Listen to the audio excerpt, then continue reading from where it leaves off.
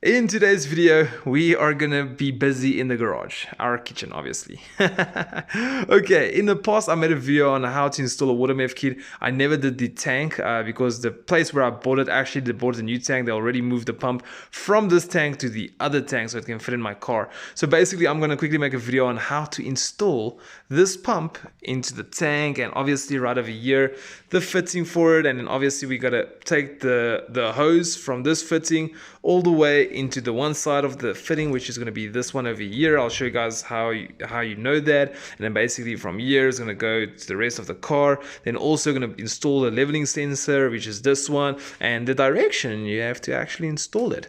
So anyway, there we go. Let's get this video on the go. Alright, so let's quickly talk about, before we get to the installation part, let's talk about these two holes. So we have got this part over here and the level sensor, which is over here. Both of them has to be screwed into the tank. So which one do you screw in where? If you're confused, I'll quickly help you. So basically, if we come to like a flat surface, like looking into the bottle, you can see this circle is much higher than that circle. So basically that means that this part goes all the way in the back and the level sensor goes in over here. Why is it that I'm saying that? Is because obviously if your fluid is over there, so it's basically sucking the fluid from the methanol in there to the pump, basically if your level switch is there, you'll already be sucking air from the nozzle before it even gets to the pump because your sensor haven't picked it up that is low already. So by having this one over here, it will pick up that, oh, okay, now we're low, and then this side will obviously, you'll still have some water meth, but you will be at the low stage. So let's quickly talk a little bit more about these two. So you might have seen that it's got this massive big bolt over here that basically cannot come off, and this big washer. Yeah, are you confused like why just thread it into the rubber? It doesn't make any sense, doesn't go into anything. How do you like get this part off and get it into the tank and then, yeah, kind of like get it in there? So how it works is basically is that this bolt actually compresses the rubber. So if you guys look at the rubber, I'm going to try to see if I can do it as good as I possibly can. If we try to tighten it, the rubber will actually compress and swell up. I don't know if you guys will be able to see it, but you can see it's starting to get fat now. So basically what's going to happen is as soon as it gets fat, in this ring, obviously this one doesn't go there, but in the ring it will actually get fat and keep it in place. So that is basically what's happening. So you do not have to tighten them like really tight because you're going to damage this rubber. So even like a proper hand tight, and maybe just use a spanner just to give it like a quarter of a turn should be fine. So basically we're going to get this one in, and even the sensor over here, if you can see here, it also comes loose with a washer, and this is plastic, so with this one you want to be very careful not to break it or damage it or something of that sort. But anyway, so if you're going to run a stage 1 controller, obviously we're talking about Cool Boost specifically, I was told with a stage 1 controller you basically want this nozzle to go up. Alright, so then that's obviously how it will know if the level sensor is there. So this part is going to float. So it's going to be full. Once it gets to this part, the low level light will come on. So if you're running the stage 2 kit, it is opposite. So why? I do not know. So it doesn't make any sense to me, but that's what I've been told. So obviously maybe if the pressure is going to press up, trying to float up or something, I'm not sure. So if you guys do have any experience of why stage 2, of any knowledge why stage 2 is the opposite way around, please let me know. But we're going to put in the stage 1 controller, which means it's going to go up this way. Okay, so now what we're going to do is we are not just going to go and shove it in there and then be like, oh, okay, damn it, there's no space to work there. The space is very little. So what we're going to do is we're basically going to kind of, let's just move this one back a little bit. There we go. We're basically just going to kind of prep it before it goes in. So what we're going to do is this nozzle, I actually did it before I started the video. So I took this one off, just slide it on over here. And then you're going to basically take it and then just push it in, wiggle, until it seats all the way.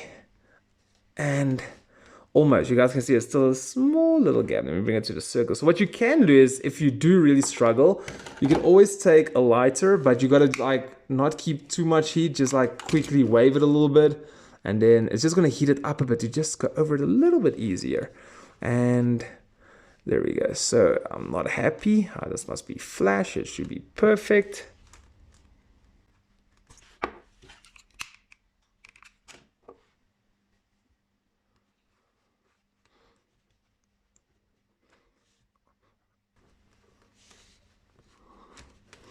Okay, so once it's on, you're basically just gonna take this part, screw it in, and then you're gonna need, if I'm not mistaken, it was a, let's have a look, was it a 12?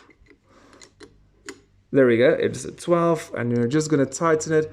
Obviously, just please do not like over tighten it, damage these lines or anything of the sort. You're just gonna turn it until it's like basically where it's now, just nice and snug.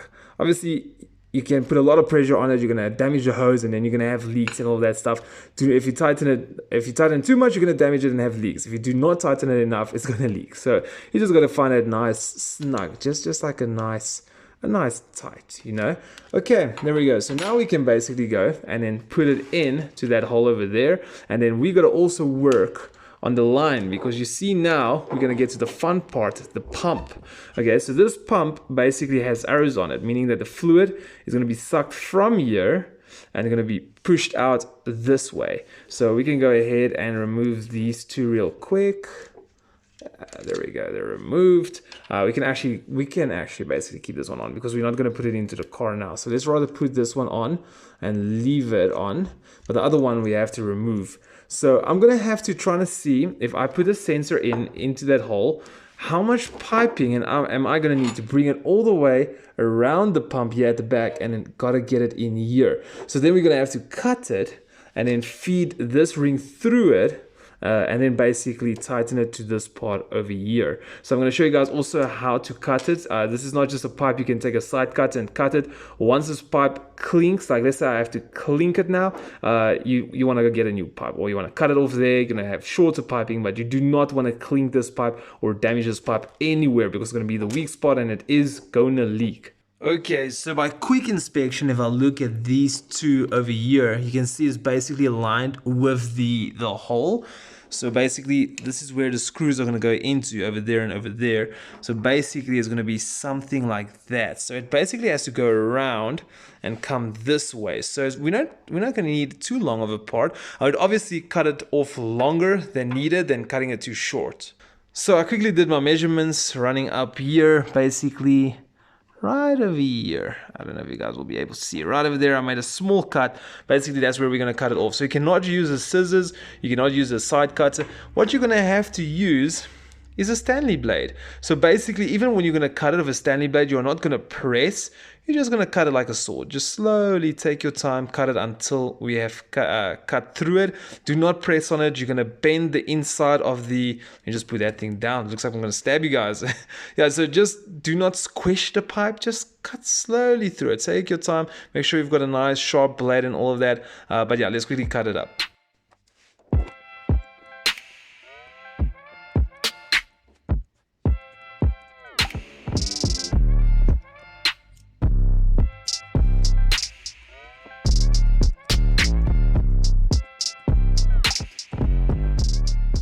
Okay, so now basically we cut it, so we're gonna install it. So what I'm gonna do is just throw these cables over it.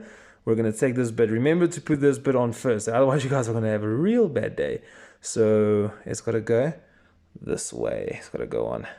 Sorry guys, I'm not even holding the camera in place. There we go. We got it on, and then we're gonna try to shove it on there. Once again, if you do struggle, use your lighter. Just quickly go over it to heat it up a bit.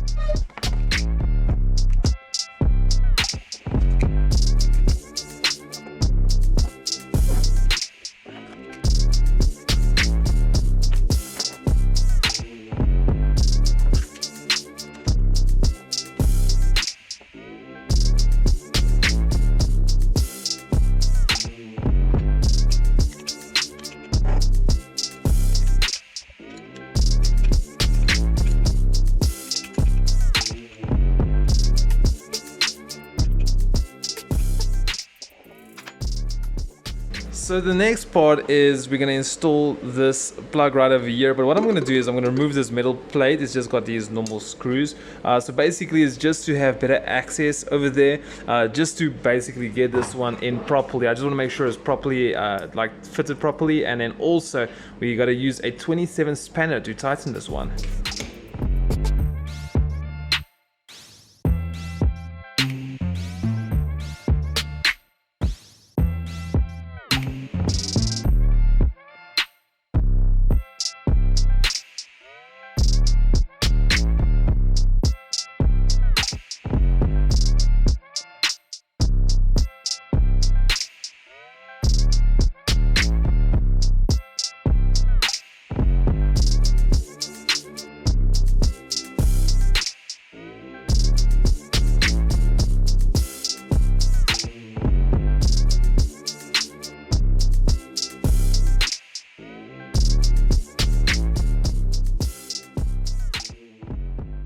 So we're gonna go and put the pump inside now. So as you guys can see, I already got basically this part. I had it on before, so it's just to make it a bit easier, so that as soon as I slide the pump in, we can just basically connect it, tighten it up real quick, and then also just go and tighten the actual pump to the plate.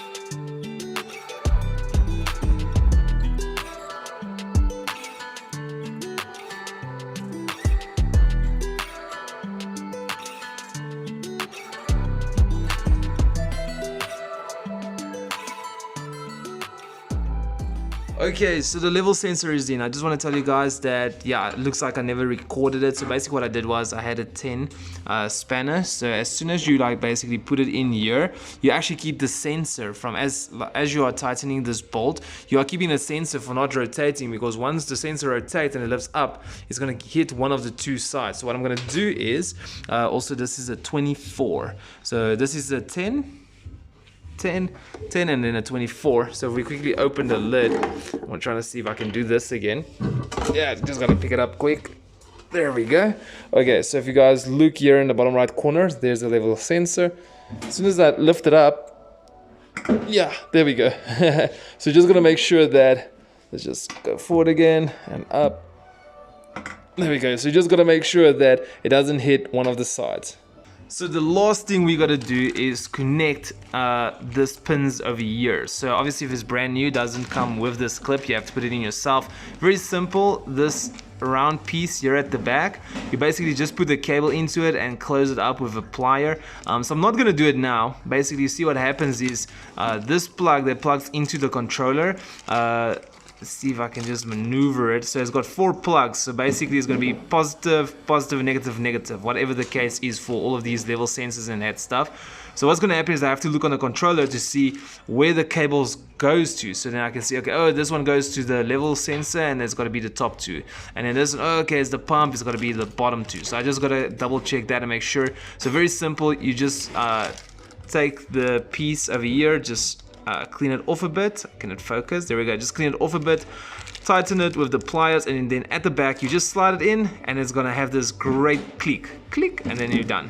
So anyway, there we go, guys. That's how you install it. I hope this video helped you out, and then if you guys want to see more about the plugs, maybe I will do a separate video for that if there is one. Yeah, just maybe just check in the top right corner. I'll drop a card or leave a link in the description.